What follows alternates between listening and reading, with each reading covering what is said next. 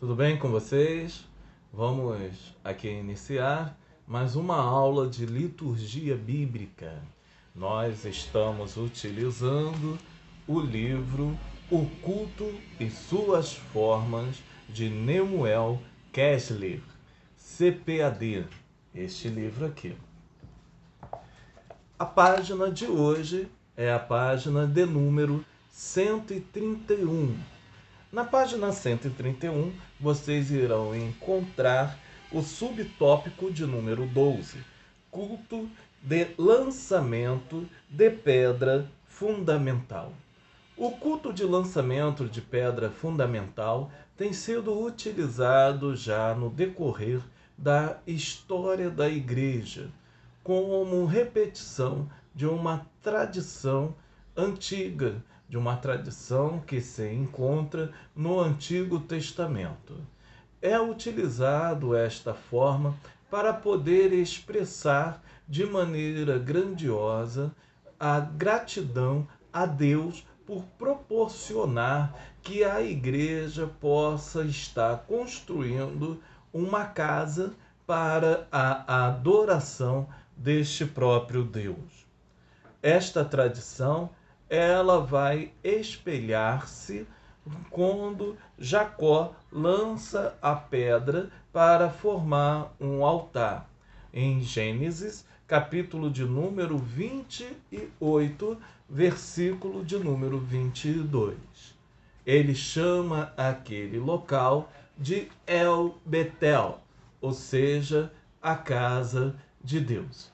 Então, mediante a isso, nós, protestantes, acabamos utilizando desta maneira para fazer um culto de agradecimento a Deus quando uma igreja alcança a graça de estar realizando ali ou começar a realizar a construção da igreja.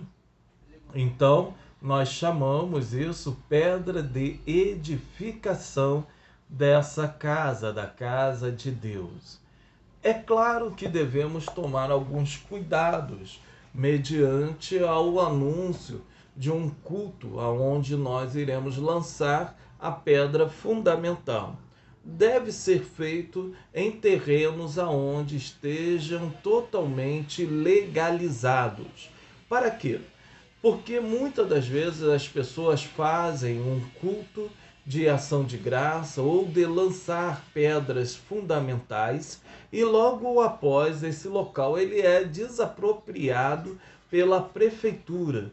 Então não cabe, não é elegante fazer desta maneira, porque as pessoas acabam colocando em xeque a palavra de Deus, pois as pessoas emanam as promessas de Deus naquele local, a continuidade da obra de Deus naquele local, e muitas das vezes assim é interrompido.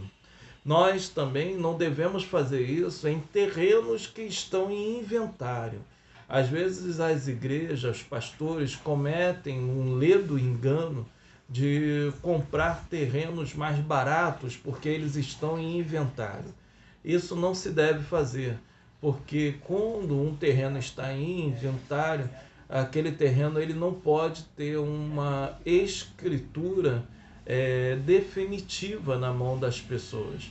Então pode ocasionar de ser desapropriado ou de entrar numa guerra familiar dentro da justiça devido ao terreno que ali foi escolhido. Outro ponto que ele ressalta aqui são dívidas fiscais de tributos. Muitas das vezes o terreno foi sequestrado já pela prefeitura porque tinha uma dívida muito grande de tributos. Apesar da igreja não pagar, mas os impostos que são antes da posse da igreja devem ser acertados para que possa ali haver uma anistia. Contudo, houve um aprimoramento desta lei que acaba favorecendo a todos os templos religiosos, seja de qual for o seu segmento religioso, que existe uma anistia mediante aos, é, mediante aos impostos atrasados.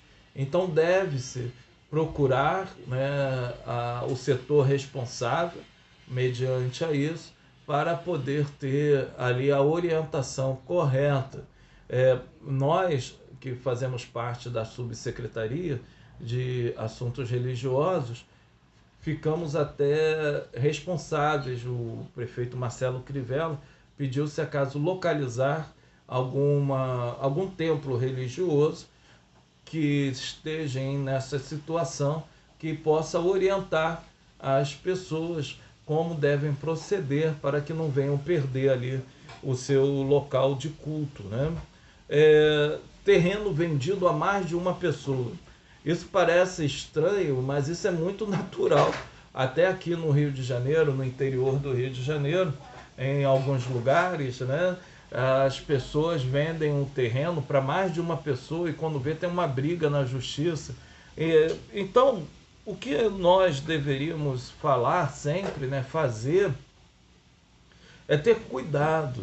Aquelas promessas também de emoção que surge, as pessoas têm um terreno amplo, olha, esse terreno é meu, então eu vou doar para a igreja, para que a igreja possa construir aqui o templo para o nosso Deus. Mas naquele terreno mora 10 pessoas. O terreno é da pessoa, mas moram 10 pessoas da família daquela pessoa. Então, se ela morre, aquelas pessoas vão lutar pelas casas aonde que ela estava. Então, é algo que não se deve ser comemorado, é algo que deve ter um certo cuidado, colocar no papel direitinho e esperar que as pessoas também não vão aceitar de bom grado que isso aconteça, porque é a casa das pessoas. A gente tende a entender isso, né? Área de conflito. Nós vivemos num estado onde nós temos milícia, tráfico e outros poderes paramilitares, que tem outros governos paragovernamentais, e muitas das vezes nesses lugares os traficantes, os milicianos tomam aqueles terrenos também. Então não é algo que a gente deva comemorar tanto. Lugar de favelização.